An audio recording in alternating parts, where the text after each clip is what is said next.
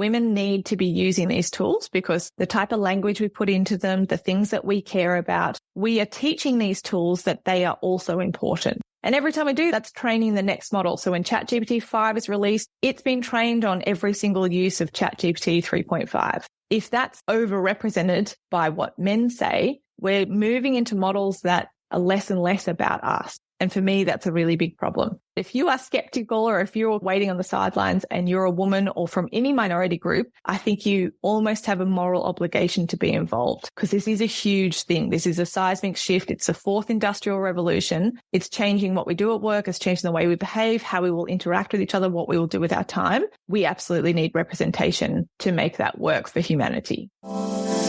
Welcome to Authentic AI for Entrepreneurs, the podcast that shows you how to leverage the power of AI technology without wasting your time or selling your soul. Let's embrace making AI work for you. Hey, my human friends, and welcome to the Authentic AI podcast. I'm your host, Kinsey, and oh my goodness, I am just so excited to share today's guest with you because we are talking about something that is really getting me fired up, honestly. And that is the importance of women using AI tools and gender bias within these tools and what we can do to make sure that there is more of an equal representation when it comes to the people using these tools and the way these tools are trained. Oh my goodness, we are chatting with Dr. Nici. She has been helping more women understand how they can use these tools in the best ways, setting up systems and automations for their business. And she is super passionate when it comes to this stuff. And let me just tell you, the stuff we can do to tackle the gender bias in these tools is not that difficult. So don't feel intimidated at all. I know you're going to love this conversation with Dr. Nici. And if you do, make sure that you share this episode with another business buddy who could also use to listen to it and or share it to your Instagram stories. Make sure that you tag me. I'm at Authentic AI for Entrepreneurs because then I will be able to see it, reshare it, and spread the love right back to you. All right, let's go ahead and dive right in. Hi, Dr. Nici. Thank you so much for coming on Authentic AI for Entrepreneurs. I'm so excited to bring you on the show. Thank you so much for having me. Yes, and I did already introduce you just a little bit in the intro, but I'd love to hear from you. Who are you? What do you do? Who do you serve? Awesome. Thank you so much, Kinsey. Yes, so I am Dr. Nici Sweaney. I am a scientist by trade and training and worked as a data scientist and moved into the world of artificial intelligence. And yeah, I was talking about it to educators and then I was talking about it to private business. And one night I was putting my son to bed and I thought, the people that really need this are women, right?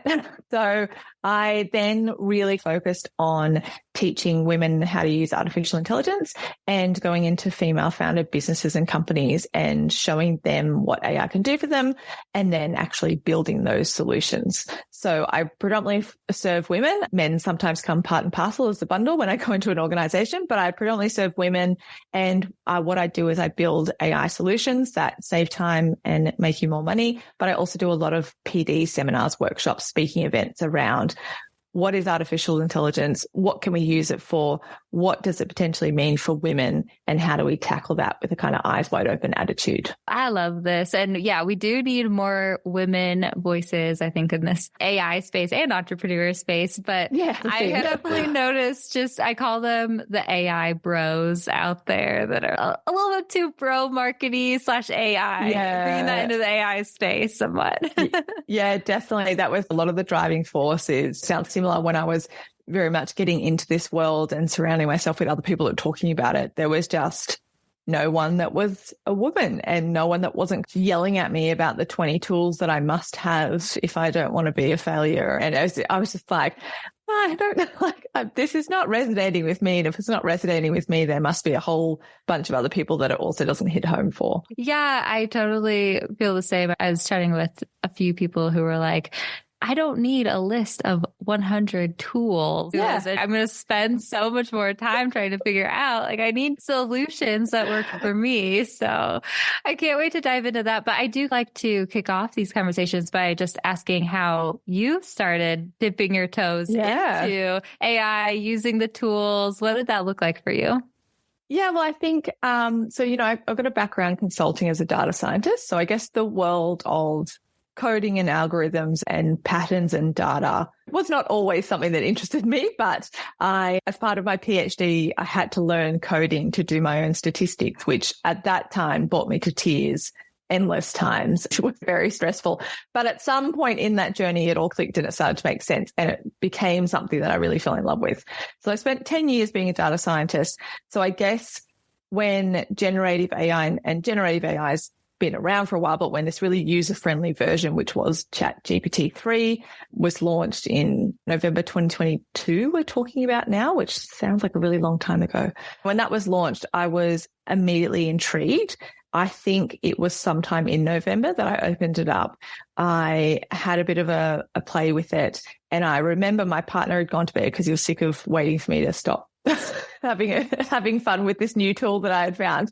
And I ran into the bedroom and I jumped on him, I shook him by the shoulders and I was like, this is going to change everything. What is the point of humanity? And what are we going to do now? And imagine how this is going to pivot what we spend our time doing and how, because I'm an educator as well. So how we educate, what we teach our kids about, what they're going to do in their workplace.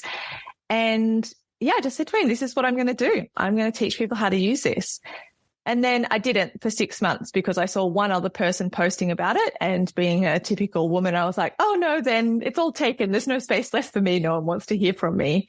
So yeah, I sat around for 6 months. I presented at a few conferences, didn't do much with it. And then one day somebody asked me if I could do professional development on how to use artificial intelligence. And I said yes. So that was my first event. A couple of months after that, I came up with the name AI Her Way as a way of making AI accessible for women and something that is for women and eventually built by women.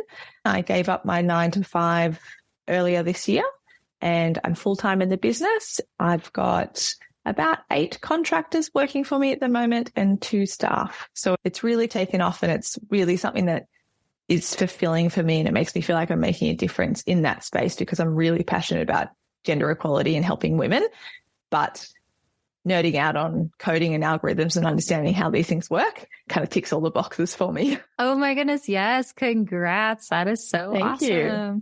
So let's talk about these AI solutions that you and your team are creating. What are some of those main solutions or workflows or integrations that you're seeing?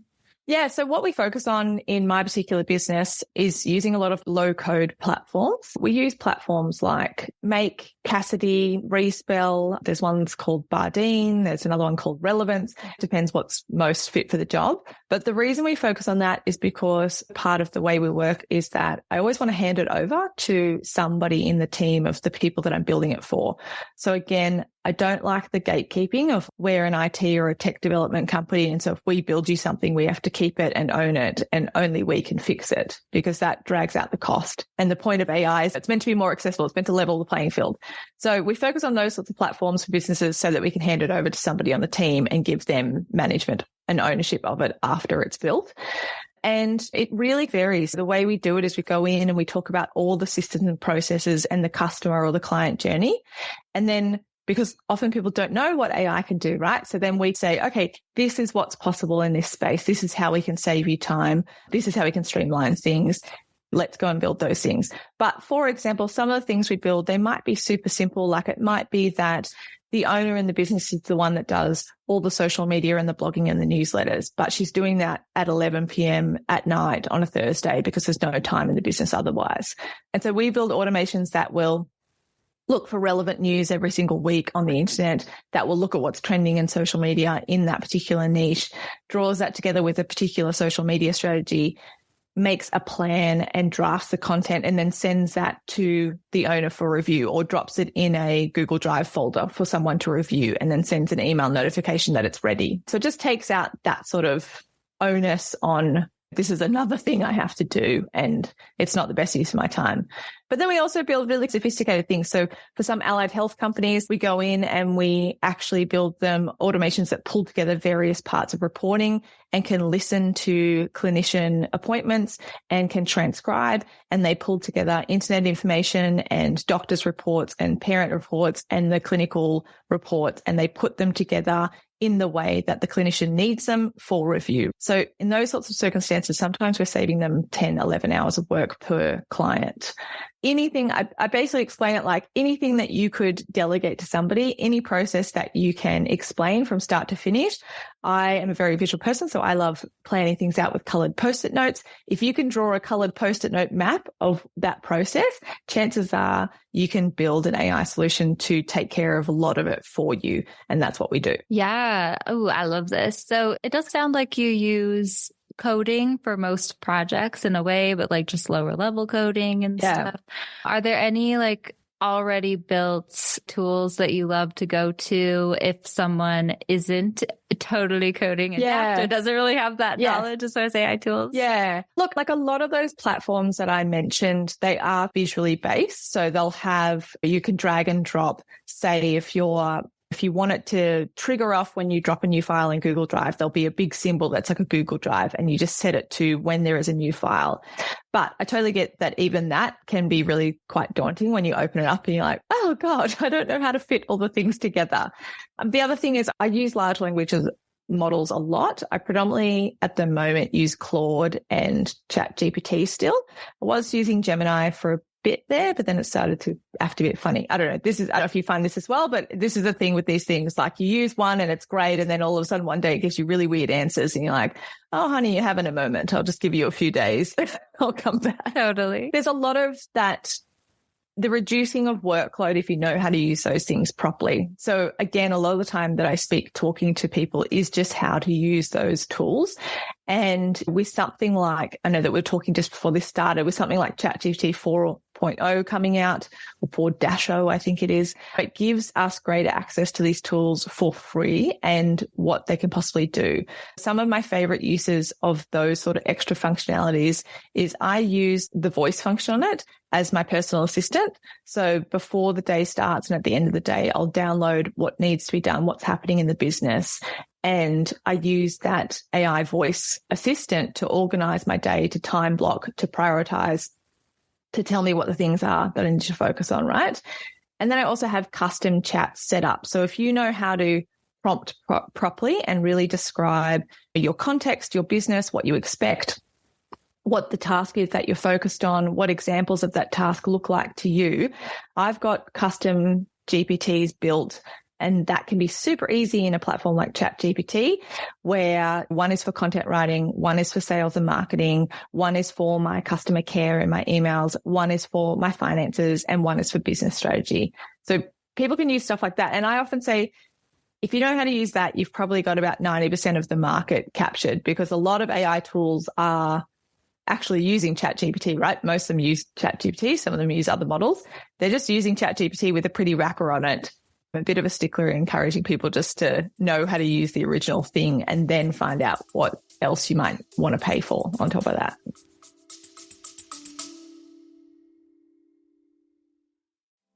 Have you been wanting to add AI tools to your business, but you're feeling overwhelmed by all the options? I feel you. There are so many AI tools out there, it's hard to know which ones work well and which ones will work for you. That's why I'm excited to introduce our new free resource, the Authentic AI Tech Toolkit. This is our thoughtfully curated library of tried and tested AI tools that are specifically recommended for solopreneurs like you. From everyday business tasks like organizing and automating to content creation, video editing, copywriting, and more, our Authentic AI Tech Toolkit is dishing up recommendations for tools that our community has been loving to use in their business and lives. Gain access for free right now at DIY.ai/toolkit and go find those AI tools that will be super helpful for you and your business. Ready to find AI tools that are perfect for you and start making your tasks and to-dos a little easier? Simply head to DIY.ai/toolkit to sign up for free right now. Yeah, I totally agree with you. And I love how you said that too, because it can be so easy. There's so many AI tools out there, Oh, man. I think we just ticked over 13,000 generative AI tools on the market, right? Gosh. And it I know increases by 1,000 every month.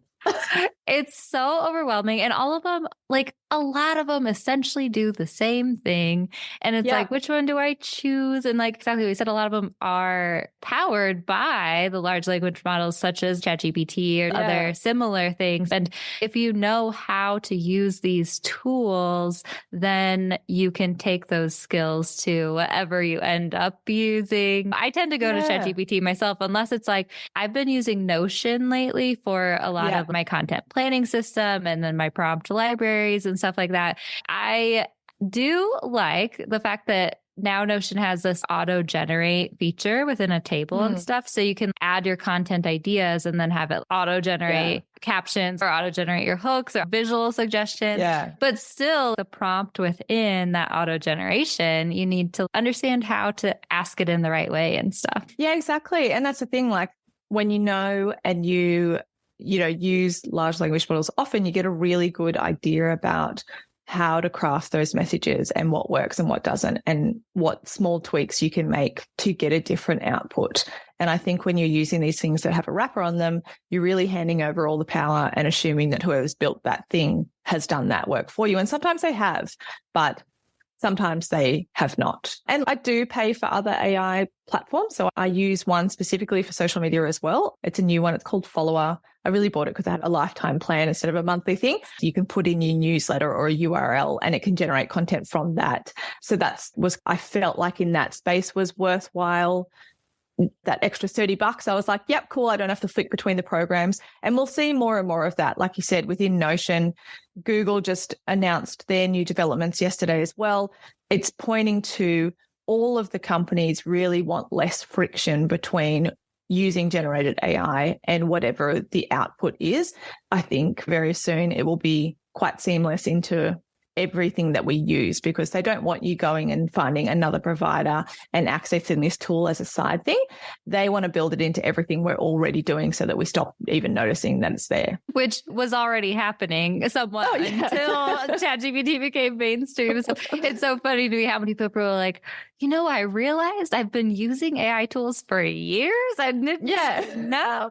But yeah, it's so funny what you were saying too, though. I was talking to my students about this yesterday. I feel like I'm maybe somewhat of a control freak in a way, if I want to throw that out there. I don't know, but I like to be able to train my ChatGPT. I like to be able to use the exact instructions that I want. I like to tell it exactly what my brand voice is. I can't really just go with like the template, like use a friendly casual voice or I'm like, no, but you need to know my authentic AI voice. And like who exactly I'm talking to and even then, right? Like I'm sure you're exactly the same. Like even then you get to the point and you're like, it's still not quite right. Yep. There is very few occasions where I'm like, yep, cool, that's bang on. I'm going to use that. Like a lot of the time it's thanks for doing the heavy lifting, but you're still missing that key kind of human element or exactly the way that I would phrase it, or you've used the word deep dive too many times and I can just tell.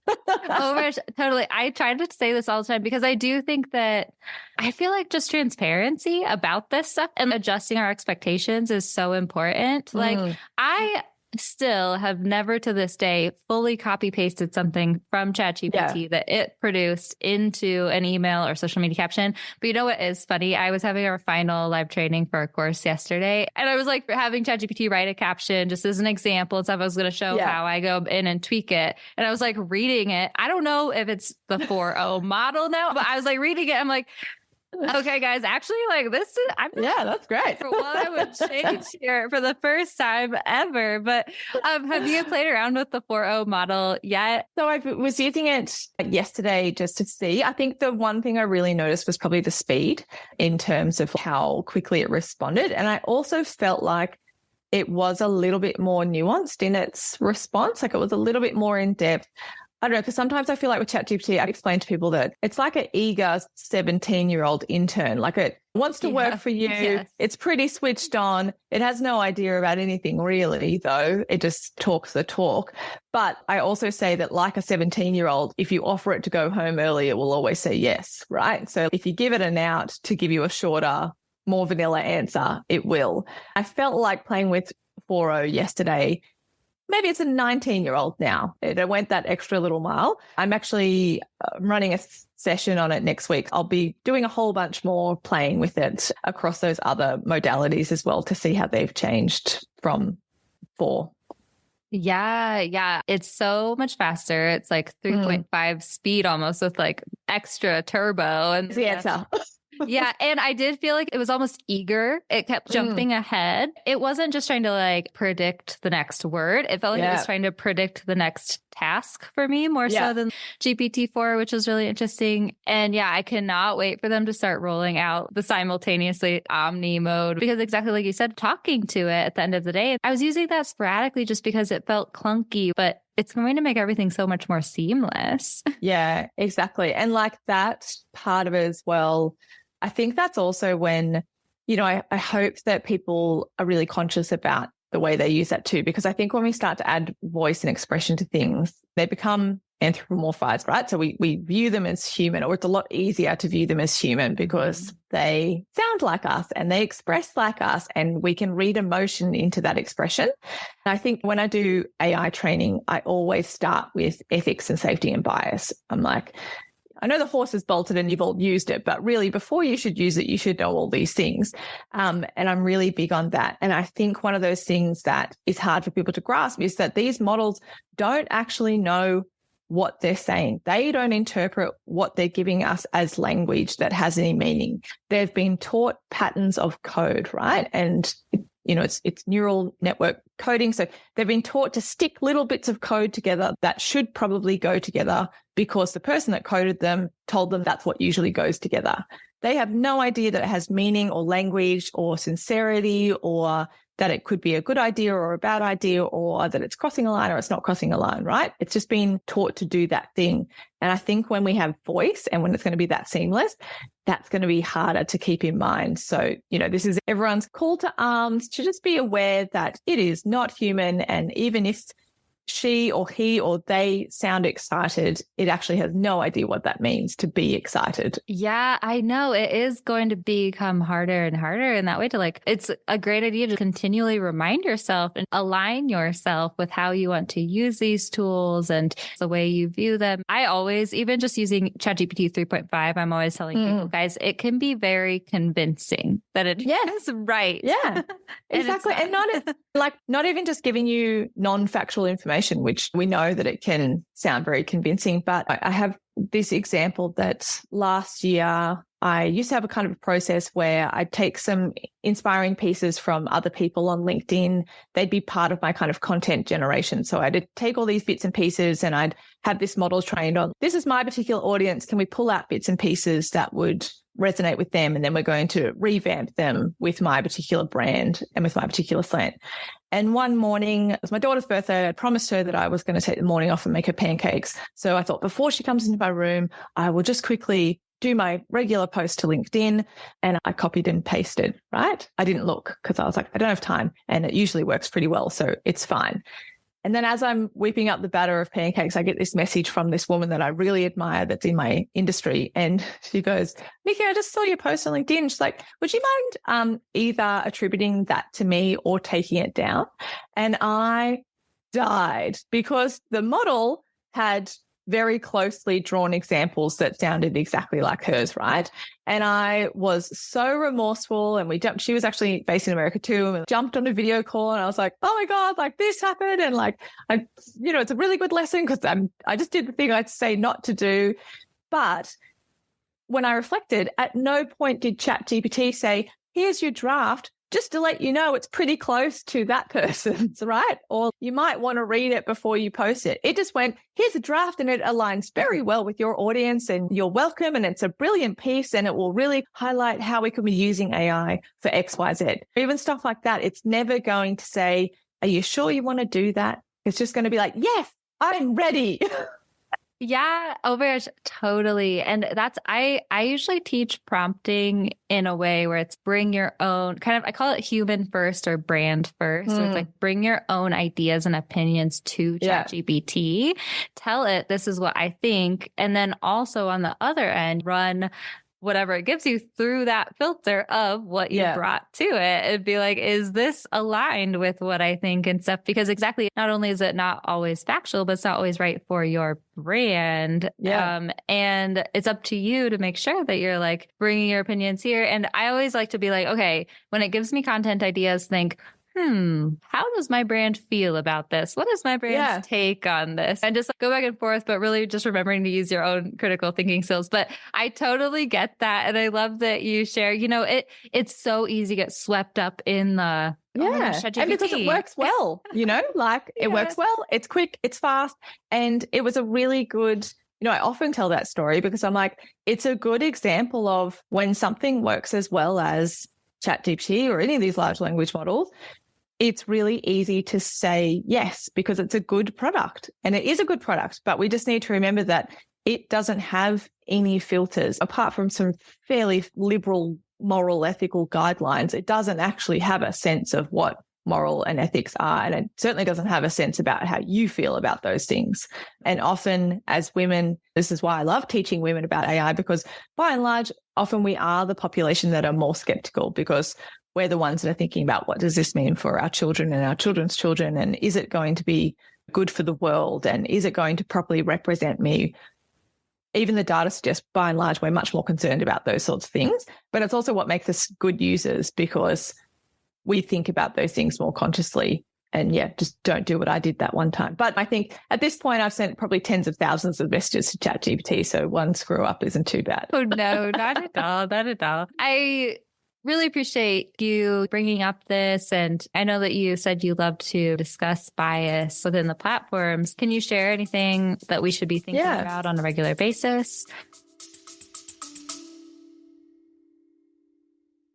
Have you been feeling frustrated trying to get ChatGPT to sound like you? You know this is an awesome tool you can use for so many things in your business, but you're tired of wasting time going back and forth only to end up with generic copy that sounds like a robot wrote it. Our new brand persona for ChatGPT mini course will help you hone your brand's unique voice with the help of ChatGPT, so you can get ChatGPT to dish up content ideas that are perfect for your brand and write copy that sounds just like you. With this quick, easy, and actionable mini course, we'll walk you through the process of training ChatGPT for your brand. So in less than an hour, you can turn ChatGPT into your amazing new assistant, content creator, copywriter, brainstormer at a minuscule fraction of the cost. So why wait? Sign up for our brand persona for ChatGPT mini course right now at AuthenticAIForEntrepreneurs.com/mini course. And in less than an hour, we'll get your ChatGPT to sound just like your brand and work authentically for your business.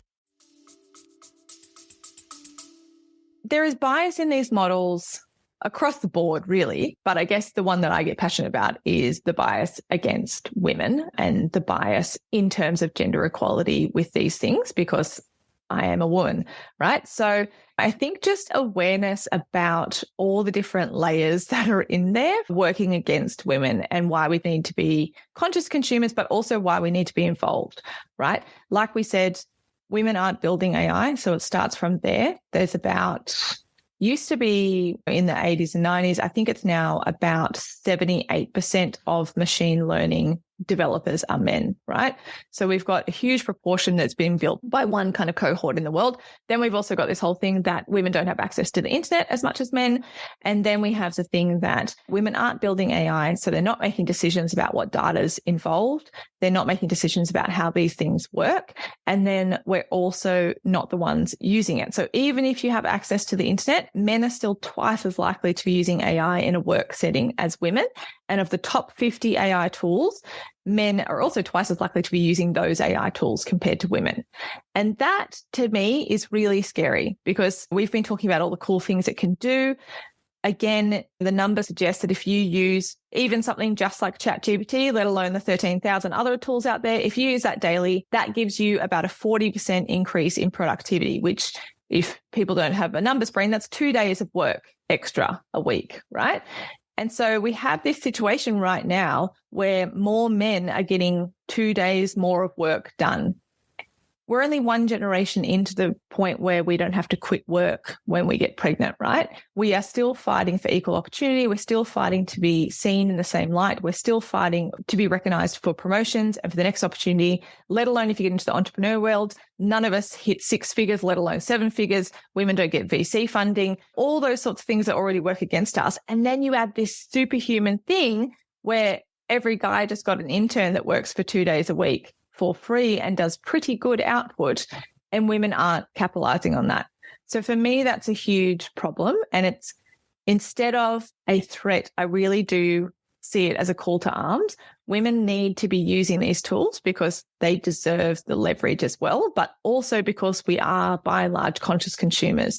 And when we use these tools, the type of language we put into them, the things that we care about, the things that we talk about, we are teaching these tools that they are also important. And we're giving them in equal measures to all the things that other cohorts of people might talk about, right? And I'm not saying that everything that men feed into it is trash, but it's just different. It's just different to what women are going to talk about and what women are going to say. And every time I do, that's training the next model. So when ChatGPT 5 is released in your summer, our winter, it's been trained on every single use of ChatGPT 3.5, right?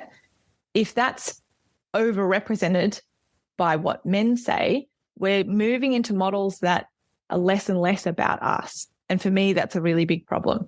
So I talk about this stuff a lot because I don't think enough people are talking about it, but also because it should be an imperative that if you are skeptical or if you're waiting on the sidelines and you're a woman or from any minority group, I think you almost have a moral obligation to be involved because this is a huge thing. This is a seismic shift. It's a fourth industrial revolution. It's changing what we do at work. It's changing the way we behave, how we will interact with each other, what we will do with our time. We absolutely need representation to make that work for humanity. Oh, yes. I love that so much. And thank you for sharing that with us because there's lots of different sides to this coin. And I love how you brought up all of them. And that was my immediate thought too when we started talking about this was like, this is machine learning. And if we don't go use the machines, then we will be underrepresented, like you said, not to mention just like increasing the gap even more. But man, do you find that the reason that more men are using AI tools than women, are there any specific reasons that you're seeing? A little bit of data around this kind of stuff about what causes that. There's a few different things. So one is that machine learning and coding. I know these things are super user-friendly, but they're still tech, right? So they haven't become ubiquitous and seamless yet. So when they are still in the realm of tech, then by and large in the developed world, or really across the world, but in the developed world, we very much teach our girls that tech is not for them, right? Girls fall out of love with STEM subjects by like the age of 12, 13. They've usually dropped off interest in science and mathematics. Most girls don't think that mathematics and physics and chemistry are subjects that are for girls and women. And that carries through to adulthood. You know, I come from a STEM background. There's huge gender disparities in terms of who is there, what subject you're in. I study biology. That's the girl subject of science. Like I did a physics class once and I was the only woman in a lecture theatre of like 200. So I stopped going. We have this kind of legacy value system placed on what is successful for women. I think that is definitely part of it. I think sometimes women open these tools and think that's overwhelming and it's not for me and it's not built for me, right? So there's one part about that. The other part is that we know that across the board, men also pick up and adopt new tech more quickly.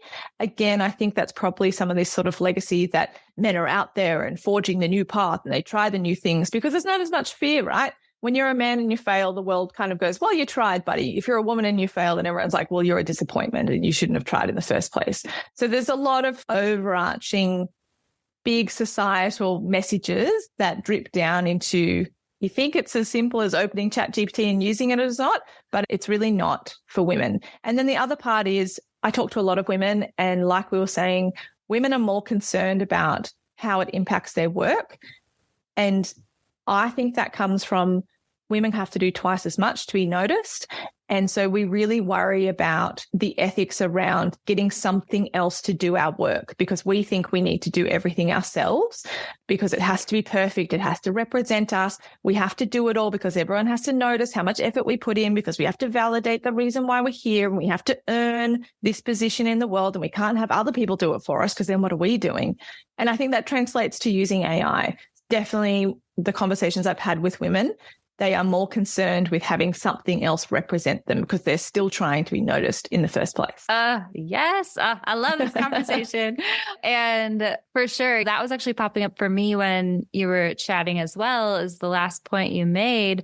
Authentic AI is the name of this podcast. Yeah. And I think that I attract quite a few women to my brand, I mean, because I'm a woman talking about this stuff for sure. But then also we really do seem to care about authenticity. That's something I hear from a lot of my students is I don't want to make my brand sound robotic, or I don't want to turn into a bro brand. Oh, AI is just for bro marketer people or something like that. And also it took me by surprise the first time I heard someone say, I feel guilty if I let AI do something for me, or feel like I'm cutting corners, or like it. And I was like, oh, this is a thing for sure. Yeah. It's like we need to, it's such an interesting concept. And I think maybe being aware of that is going to be helpful, and like hearing and seeing other people, women, and also exactly what you said. It's almost our duty to use these technologies in order to be represented and shape the future that we want to shape. That's a call to action if I ever heard one. Yeah, exactly. You know, and this is, I've had that conversation so many times where I get asked the question that if someone is, skeptical about using it, or if someone is hesitant, what do you say to them? And yes, there is a spiel about what does safety look like in this premise? What is IP? Who owns the data that you're putting in? There's all that kind of technical stuff.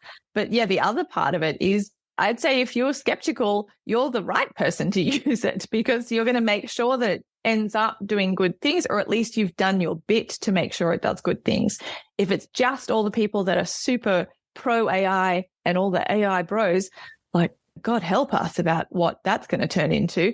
And then by the time women do get engaged, again, we're going to have this huge gap that we've got to make up, because if we only get engaged when it's ChatGPT 6, right, then if you ask it for your captions, it is going to be hardcore AI bro language, because that's what it's been taught to do every single time. So it's gone, okay, when someone asks me for this, this is what I give them.